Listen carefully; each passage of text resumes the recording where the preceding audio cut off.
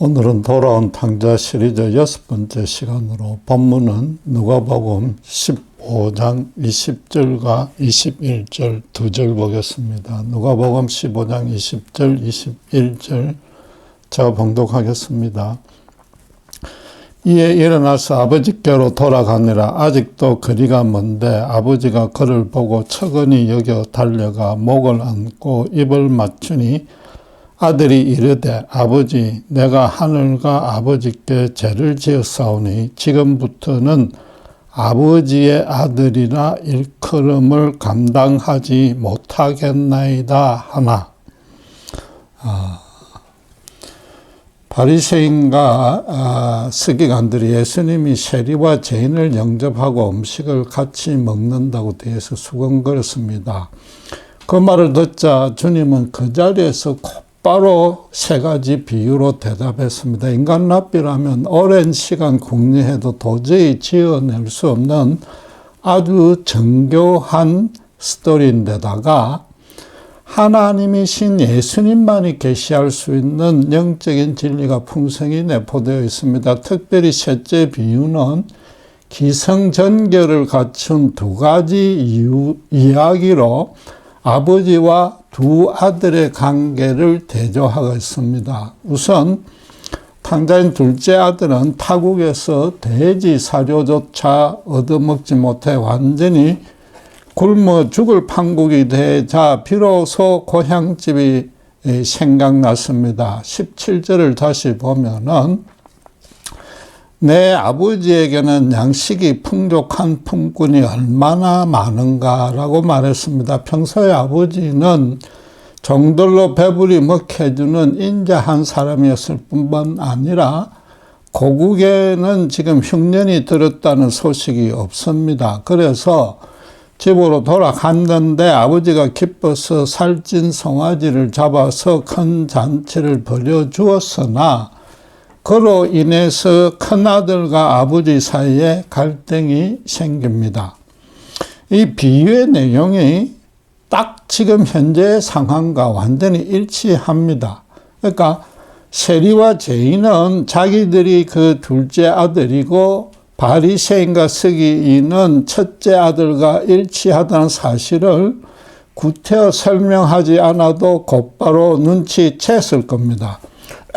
그리고 세리와 죄인에게는 그 비유가, 주님의 비유가 따뜻한 위로가 된 반면에 바리새인과 서기관에게는 그게 엄중한 경고로 찔림을 주었을 겁니다. 그럼 세리와 죄인에 해당되는 비유 속에 이 둘째 아들을 통해서 그들이 과연 어떻게 따뜻한 위로를 받았을지 살펴봐야만 될 것입니다. 가장 주목해야 될 말씀은 오늘 본문 20절입니다. 아직도 거리가 먼데 아버지가 그를 보고 측은히 여겨 달려가 목을 안고 입을 맞추냐라고 말합니다. 제가 서두에 탕자의 비유만큼 예수님의 십자가 복음을 잘 드러내는 것이 없다고 말씀드렸는데 바로 이 구절 때문에 그러합니다. 예수님이 세 비유를 통틀어서 가장 강조하고 싶은 메시지가 이 한 구절 안에 다 담겨져 있다고 해도 과언이 아닙니다. 아직도 거리가 먼데 아버지가 돌아오는 아들을 먼저 알아봤습니다.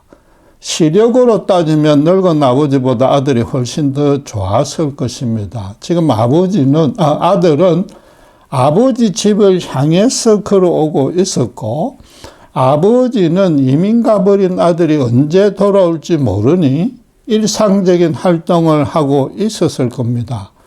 종들을 많이 거느릴 정도로의 아버지니까 그 지위와 재산에 합당한 채색 옷을 입고 있었을 것이며 아들은 반대로 완전히 거지꼴이 되었을 것입니다. 아무리 따져봐도 아들이 아버지를 먼저 알아봐야만 될 상황인데 예수님은 그 반대로 말하고 있습니다. 거리가 멀다는 표현은 아무리 시력이 좋아도 사람이라는 형체까지는 몰라도 그 사람이 누구인지 정확히 실격할 수 없는 글이라는 뜻입니다. 그런데도 아버지는 아들인 줄 당장 알아보고 측은히 여기고 달려갔습니다. 이게 무슨 뜻이죠? 아버지가 아들이 이제나 저제나 돌아올까 항상 기다리면서 집으로 오는 길을 수시로 쳐다보고 있었던 겁니다. 제 이야기를 하자면은 저희가 30년 전에 가족을 데리고 미국에서 새 출발하려고 이민 왔습니다. 나중에 어머님에게 들은 얘기인데 그 후로 아버지에게 생긴 일상적인 습관이 아침 저녁으로 먼 동쪽 하늘을 쳐다보는 것이라고 했습니다. 아들 구실이라고는 제대로 해보지 못하고 끝내 걱정만 끼쳐들었던 저는 물론이고 사랑하는 손자들을 한시도 잊지 못하셨던 것입니다. 이 비유에서도 아버지는 둘째 아들이 이민 간 나라의 소식을 항상 귀담아 들었을 겁니다. 저희가 미국 이민 온 이후로 TV에서 미국에서 큰 사건이 터질 때마다 매번 부모님이 먼저 안부 전화를 걸어 오셨던 것과 같습니다. 마침 비교해서 큰 흉년이 들어서 돼지 먹일 사료마저 사람들이 먹어야 할 지경까지 이르렀다는 소식을 들었을 겁니다. 아들의 모든 것을 꿰뚫어 하시기에 돈을 탕진하고 실패할 것까지도 예상했던 터라 이제 얼마 안 있으면 아들이 돌아오리라고 짐작했을 겁니다. 그러니까 수시로 대문에 서서 먼 길을 쳐다보는 것이 매일매일 이 아비가 행하는 습관이 되었을 것입니다. 아들의 행색은 형편없이 변했을 텐데도 먼저 알아봤습니다. 흔히 부모는 자식이 너무 귀엽고 사랑스러워서 눈에 넣어도 아프지 않을 것 같다고 말합니다. 아들의 체격이고 신장이고 걸음걸이고 몸짓 등이 비디오 영상처럼 아버지의 기억에 명료하게 저장되어 있는 겁니다. 아버지는 아들을 속속들이 알지만 아들보다 더 잘 알지만 반면에 자식은 부모들을 그렇게 알지 못합니다. 오래전에 한국 아이돌 그룹의 노래에 어머니는 짜장면을 싫어하는 줄 알았다는 아주 유명한 가사가 있습니다. 너무 가난해서 짜장면을 하나만 시켜서 아들에게 주고는 당신은 싫어한다고 거짓말했지만 아들이 그 사실을 전혀 몰랐다는 뜻입니다. 그러다가 좀 커서 철이 드니까 비로소 엄마가 거짓말했다는 사실을 알고 크게 회개했다는 겁니다. 자식의 부모 사랑은 부모가 자식 사랑하는 것과는 도무지 비교가 안 될 정도로 표피적이고 감성적입니다. 아들이 지금 아버지 집으로 돌아가겠다고 결심한 계기를 다시 살펴볼 필요가 있습니다. 17절 다시 보면은 이에 스스로 돌이켜 이르되 내 아버지에게는 양식이 풍족한 품꾼이 얼마나 많은가 나는 여기서 줄여 죽는구나 라고 합니다. 제일 먼저 스스로 돌이킨 내용이 아버지 집에 양식이 많으니 굶어 죽지는 않을 거라는 생각이었습니다. 그것도 돼지가 먹는 열매조차 얻어먹지 못하게 되자 비로소 그런 생각이 떠오른 겁니다. 스스로 돌이키긴 했지만 아버지 집의 양식부터 그리워진 것이지 자신이 행한 잘못을 뉘우치지도 않았고 아버지를 떠올린 것도 사실은 아닙니다. 그 후에 또 뭐라고 합니까? 18, 19절에 보면은 내가 일어나 아버지에게 가서 이르기를 아버지 내가 하늘과 아버지께 죄를 저질 사오니 지금부터 아버지의 아들이라 일컬음을 감당하지 못하겠나이다. 나를 품꾼의 하나로 보소서 하리라. 고 말했습니다. 일어나 아버지께 가서 이르기를이라고 먼저 시작했습니다. 이게 구차한 모습으로 아버지께 돌아오게 된 경위를 그렇게 변명하리라고 작정했다는 뜻입니다. 하늘과 아버지께 죄를 지었던 말이 순진한 진심에서 나왔다기보다는 아버지의 분노를 진정시켜 보려는 방안이자 핑계였던 겁니다. 집으로 돌아가려는 1차적인 목적은 품꾼이라도 되어서 생존만 하려는 것이었습니다. 바꿔 말해서 비록 쫄딱 망했을지라도 자기 재산을 자기 뜻대로 소비했으니까 지난 삶에 대해서 자기에게 큰 잘못이 있다고 여긴 게 아닌 것입니다. 예. 물론 그가 아버지에게 미안한 마음조차 느끼지 못하는 그런 모렴치한 자라는 뜻은 아닙니다. 아버지에게 효도 한 번 못했고 돈 다 쓰고 비참한 꼴로 돌아가게 됐으니까 도무지 고개를 들 수 없었을 겁니다. 예. 그러니까 아버지도 먼저 못 알아봤겠죠. 또 타국에서 고생하는 동안에 고생하고 그 멸시 받는 동안에 아버지와 형의 생각도 가끔 났을 겁니다. 사람은 누구라도 태생적으로 가족에 대해서는 아주 애틋한 심정을 갖고 있지 않습니까? 또 하나님의 거룩하신 형상을 담게 지어진 인간인지라 잘못을 범하면 도덕적 가책도 느끼기 마련입니다. 그러나 아버지나 하늘에 죄를 지었다는 것이 빈말은 아닐지라도 풍성한 양식부터 먼저 떠올렸으니까 이 아들의 회개에는 진정성이 많이 부족했던 겁니다. 그리고 무엇보다도 아버지가 자기를 어떻게 생각하고 있는지 그 마음을 전혀 헤아리지 못했습니다. 다시 아들로 받아줄지에 관해서 전혀 자신이 없었고 단지 일꾼의 하나로만 받아만 줘도 충분하다고 여긴 겁니다. 스스로 생각해도 물론 자신이 너무 부끄럽고 불효했기째고 아들로서 자격이 없다는 점까지는 잘 알고 있었습니다. 그러나 그는 자기 몫의 유산을 다 받아서 탕진했으니까 아들로서의 신분마저도 끝난 것으로 여긴 겁니다.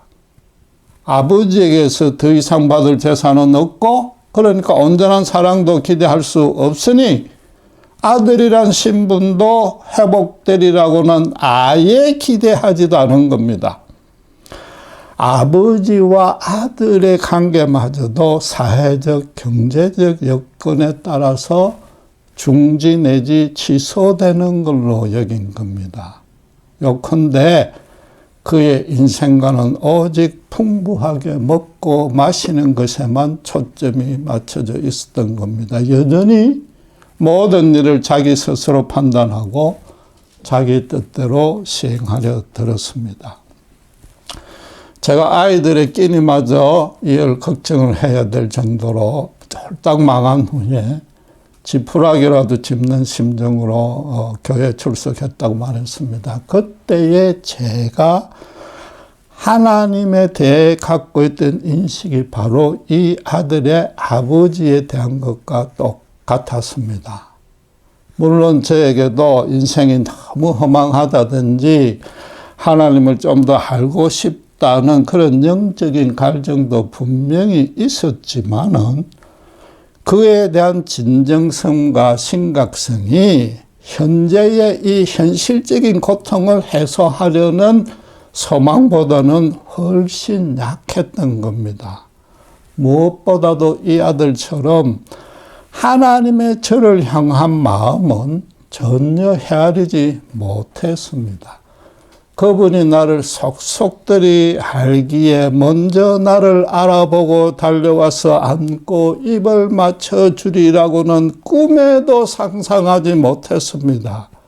그렇게 교회에 출석하게 된 배경에 물론 내 발로 걸어왔지만은 하나님의 엄청난 은혜로운 간섭이 일일이 작용했던 사실은 전혀 몰랐던 겁니다.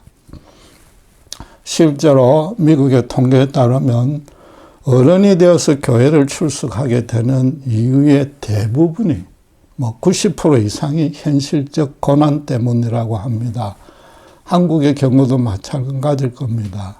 많은 종교들 가운데 기독교가 유독 병이 났거나 사업이 흥하는 등 기도의 응답이 잘 되는 감정들을 주위에서 하니까 교회로 발걸음을 옮기는 겁니다. 불신자들로서는 성경을 자세히 읽거나 배워볼 기회라고는 없으니까 그건 너무나 자연스러운 생각이고 당연한 결정입니다.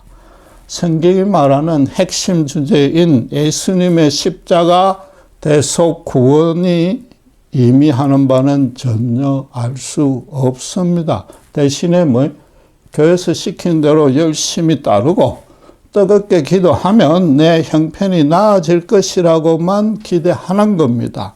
말하자면 하나님이란 분이 인간이 교회에서 열심히 섬기고 세상에서 착하게 살면 큰 복을 주고 그 반대면 벌을 주는 분으로만 인식하는 겁니다. 신자들이 불신자에게 주로 전도하는 내용도 예수 믿으면 모든 문제가 해결되고 형통되니까 일단 교회에 나오시기만 하라는 겁니다. 당연히 그렇게 될 줄 믿고 교회에 나옵니다. 그런데 막상 성경을 파고들면 전혀 다른 이야기를 하고 있다는 사실을 깨달을 수 있고 또 반드시 그렇게 깨달아야만 되는 겁니다. 지금 아들은 누가 알아볼까 봐 부끄러워서라도 아버지 집을 제대로 쳐다보지 못했을 겁니다. 그동안 하도 굶어서 피골이 상접해 있고 옷은 다 해지고 먼 길을 걸어오느라 먼지까지 잔뜩 덮어쓰고 있었을 겁니다. 거지 중에 산거지 꼴이고 몸에서 냄새도 나니까 아무도 가까이 오지 않고 피했을 것입니다. 그런데 아버지가 멀리서 먼저 알아보고 벗은 발로 뛰어와서 안고는 입을 맞춰줬습니다. 아버지의 엄청난 꾸중을 드리려고 예상하고 잔뜩 기가 죽어서 고개도 못 들었는데 아버지는 전혀 아랑곳하지 않고 한마디 말도 없이 끌어안아 주셨습니다. 아들아, 내 그 비참했던 처지와 현재의 심정을 내가 잘 안다. 늦게라도 너무 잘 돌아왔다. 이제 맘 놓고 푹 쉬었다가 다시 시작해보자라는 것이 그 포옹의 의미였을 겁니다. 고대에 남자들끼리 입을 맞추는 것은 상대에 대한 호감과 존경을 드러내는 일상적인 인사법이었습니다. 그러나 고용주가 자기 품꾼에게 그런 키스를 하는 법은 없습니다. 아버지는 아무 말 안 하고 아들로 다시 받아들인다는 의미로 입을 맞춘 겁니다. 이 탕자가 그 키스에 담긴 뜻을 모를 리가 없습니다. 아니, 그 전에 아버지의 달려오는 모습과 그 얼굴 표정에 이미 자신을 진심으로 사랑하는 모습을 읽었을 겁니다. 그 안에 분노나 야단이나 추궁이나 신문하는 의미는 전혀 없음을 눈치챘을 것입니다. 그리고 그 입맞춤 후에야 아들은 진정한 회개의 고백을 합니다. 21절 그대로 내가 하늘과 아버지께 죄를 지어 사오니 지금부터는 아버지의 아들이라 일컬음을 감당하지 못하겠나이다. 품꾼이 되겠다는 말은 한마디도 없이 다 사라졌습니다. 아들의 자격이라고 넘는 자기를 전혀 꾸중도 않고 어떻게 다시 아들 취급해 줄 수 있는지 도무지 이해가 안 된다는 겁니다. 한마디로 줄이면 모든 신자가 예수 믿을 때 하는 그 말 고백대로 어찌 나 같은 자를 Why me? 그런 뜻으로 말한 겁니다. 비로소 아버지와 아들의 인격적인 관계를 바탕으로 자기 잘못을 진심으로 뉘우친 겁니다. 아버지는 아들로 받아들였다고 당신의 행동으로 이미 선언했습니다. 아버지 아들 사이에 구태여 말로 서로 묻고 답할 필요가 없지 않습니까? 눈빛만 봐도 서로 알 수 있습니다. 아들이 돌아오려고 출발할 때에 자기가 생각해도 좀 치사했던 그런 변명을 하리라고 계획을 했으나 전혀 그럴 필요가 없어졌습니다. 아버지를 너무 몰랐던 아들인지라 그건 쓸데없는 걱정이었을 뿐인 겁니다. 아버지의 키스 한 번으로 완전히 파산되었던 그의 인생이 다시 살아났습니다. 허랑방탕했던 지난 세월의 모든 허물도 단번에 지워졌습니다. 이제 다시 출발할 일만 남았고 아버지가 재산을 나눠줄 때부터 아버지가 생각하고 계획했던 대로 이전과 같은 잘못은 앞으로 범하지 않을 겁니다. 일상적인 인간관계에서도 자신의 호의가 받아들이지 않으면 상대가 자기를 무시했다고 크게 화를 냅니다. 지금 둘째 아들이 오해한 것처럼 아버지를 온전한 아버지로서 대우해주지 않는 것만큼 큰 불효이자 죄는 없습니다. 아버지 재산을 탕진한 잘못은 그것에 비하면 아무것도 아닙니다. 아담이 하나님을 무시하고 자기가 에덴의 주인이 되려고 선악과를 따먹고 타락한 잘못이 바로 그 큰 죄가 되는 것이며 그 원죄하여 태어나는 모든 불신자들이 모든 인간들이 하나님께 범하는 잘못이 그것입니다. 저처럼 교회 처음 나올 때는 삼시세끼라도 해결받고 싶어서 말하자면 하나님을 오해한 채로 나올 수 있습니다. 그러나 예수님의 십자가 복음에 대해 제대로 된 가르침을 받으면 사정은 완전히 달라집니다. 복음을 순전히 받아들인 신자들의 공통적인 고백이 하나 있습니다. 이전부터 자기가 있었어야만 했던 곳에 이제서야 돌아왔다는 느낌이 들고 저절로 눈물이 고였다는 겁니다. 왜 진작 빨리 교회에 나오지 않았는지 후회까지 되는 겁니다. 현실적인 형편이 나아진 것 하나도 없고 여전히 고난이나 질병 가운데 있습니다. 그럼에도 이전처럼 그저 발을 동동 구르며 어쩔 줄 몰라 했던 상태와는 전혀 달라집니다. 스스로 놀랄 정도로 마음의 평안이 가득 찹니다. 쉽게 말해서 아버지 집에 이제 내가 돌아왔던 인식이 들어있으니까 무슨 문제든지 아버지가 해결해 주실 것 같습니다. 혹시라도 해결이 안 된다 할지라도 그렇게 돌아왔다는 사실만으로 너무나 편안한 기분이 드는 겁니다. 그러면서 복음을 배울 때 세상에 줄 수 없는 그런 평안이 어떤 연유인지도 깨닫게 되는 겁니다. 히브리서 기자는 10장 19절에 예수님의 피에 힘입으면 성소에 들어갈 담력을 얻게 된다고 선언합니다.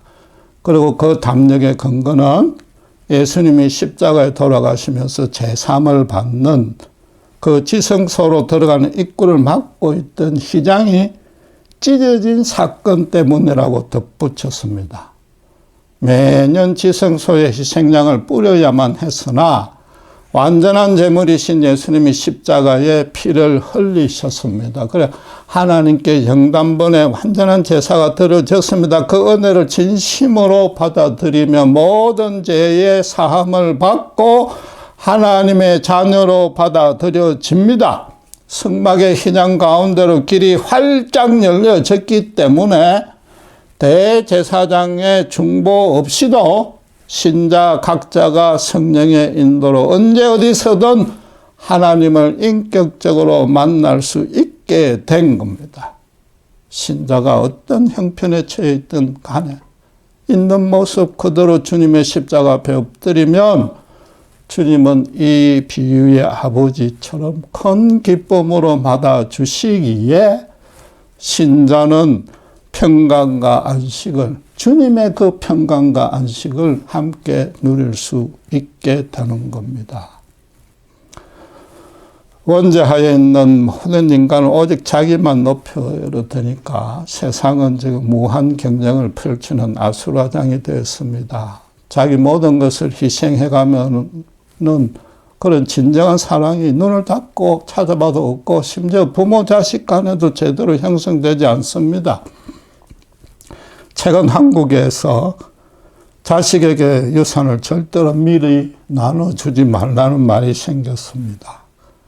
자기 몫을 미리 받으면 효도하지 않으니까 끝까지 받을 수 있다는 기대를 만들어줘야 잘 섬긴다는 웃지 못할 슬픈 현실을 반영한 말입니다.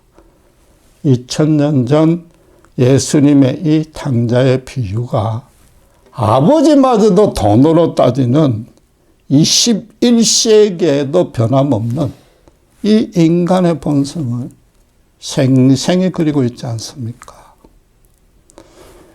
예수님이 오시기 전은 물론이고 앞으로도 영원토록 하나님을 거역한 인간은 돈만 주인으로 모실 겁니다.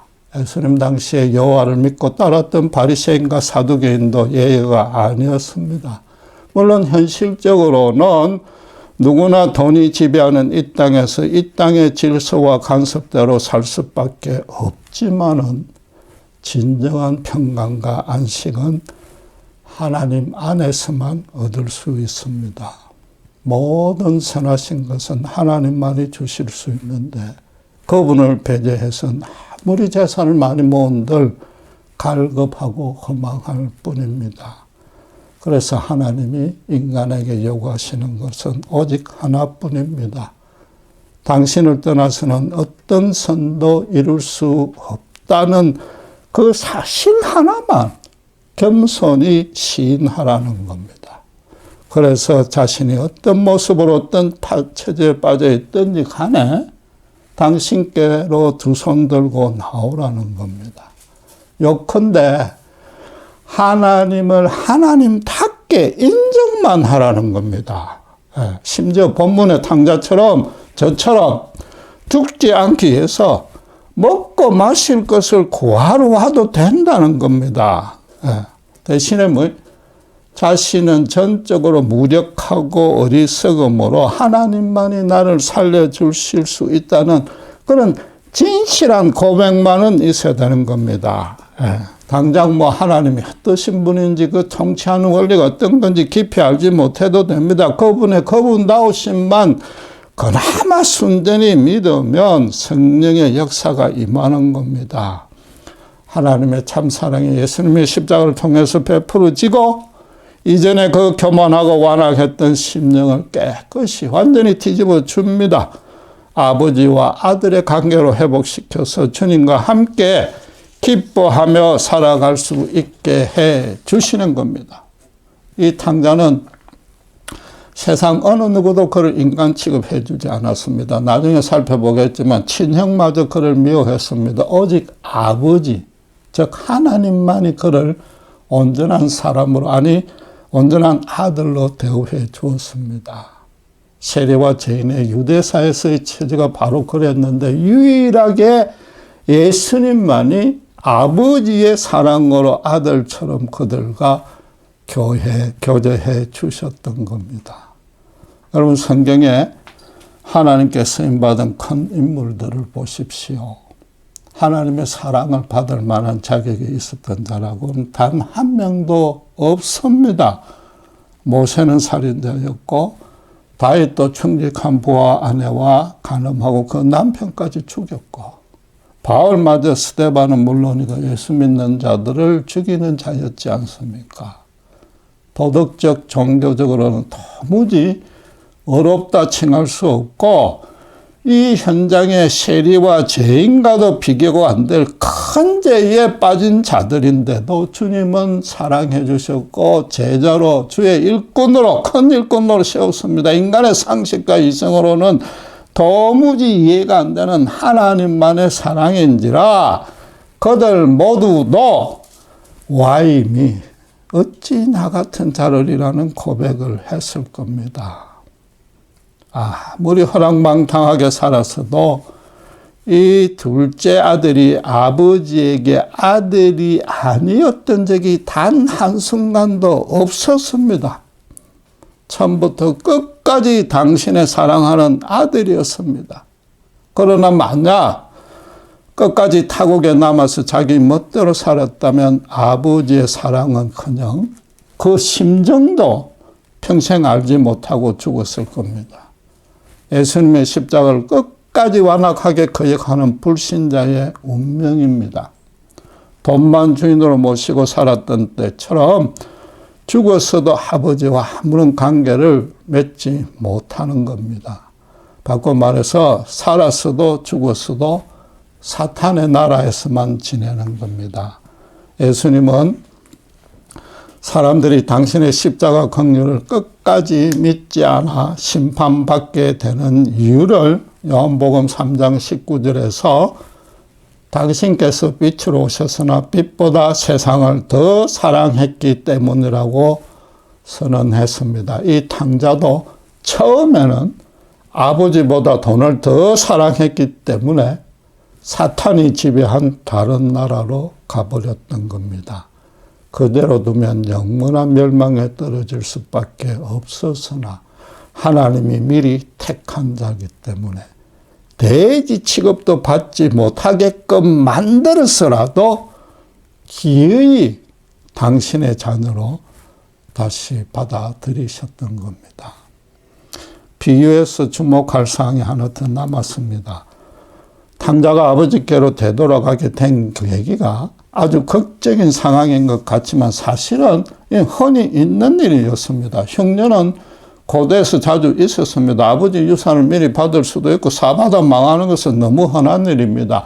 돈이 있으면 주변에 사람이 끓고 없으면 돼지 취급도 안 해주는 것이 유사일의 인간 사회의 변함없는 간섭입니다. 이게 초자연적인 어떤 은혜라고는 사실상 한 번도 없었습니다. 그러나 아버지는 아들에 대해 꿰뚫어 하시고 실패하고 언제쯤 돌아오리랑까지 예상하고 있었습니다. 아들이 아버지를 찾아갔지만 아버지가 먼저 달려와 안아주었습니다. 인생이 자기 뜻대로 행하는 것 같아도 사실은 처음부터 끝까지 하나님이 다 주관하십니다. 당연히 하나님의 사랑도 1년 365일 24시간, 즉 일상적인 상황에서도 한결같이 신자에게 베풀어지는 겁니다. 그분이 일상적인 모습으로 신자와 항상 함께하고 계시니까 신자도 힘들거나 갈급하면 일상적인 있는 그대로의 모습으로 당신께로 나아갈 수 있고 그래야만 하는 겁니다. 여러분, 믿음이 무엇이겠습니까?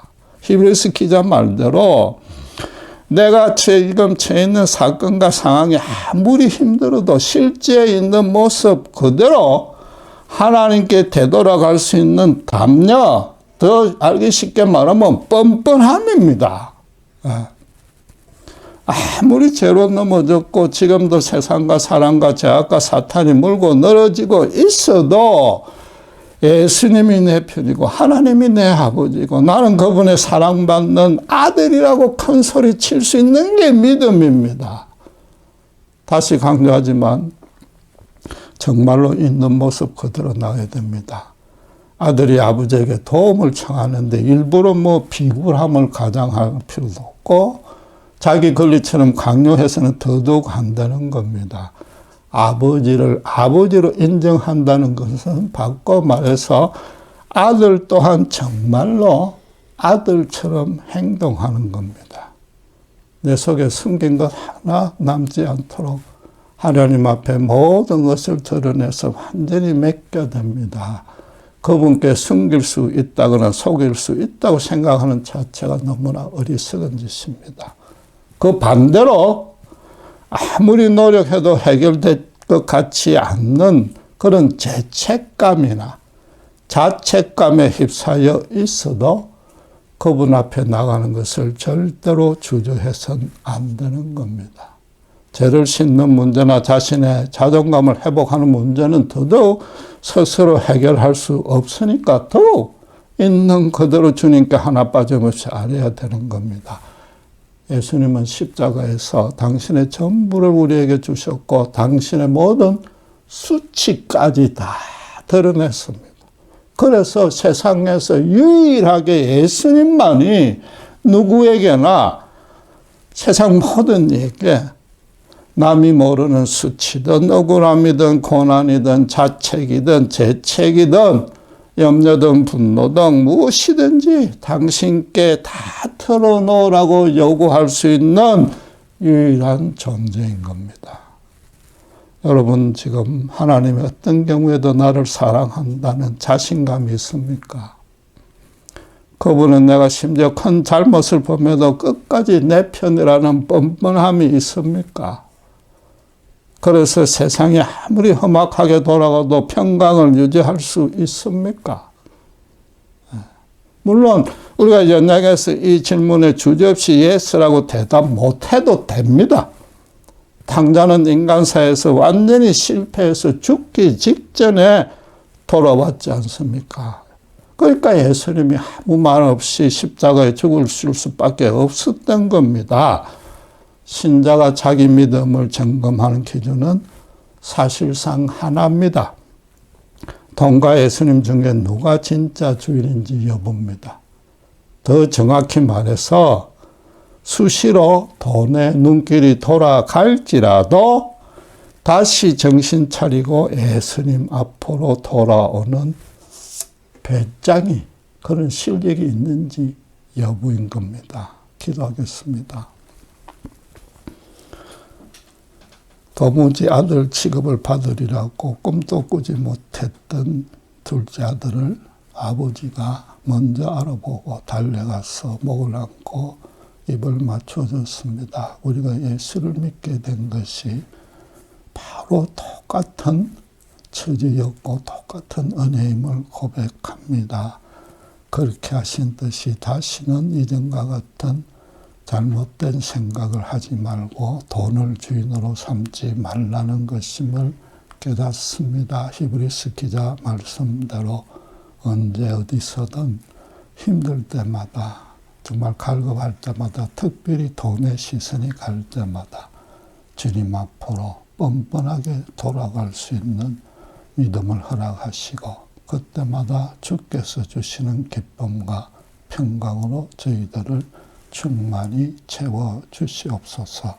감사합니다. 우리 주 예수 그리스도 이름으로 기도드렸습니다.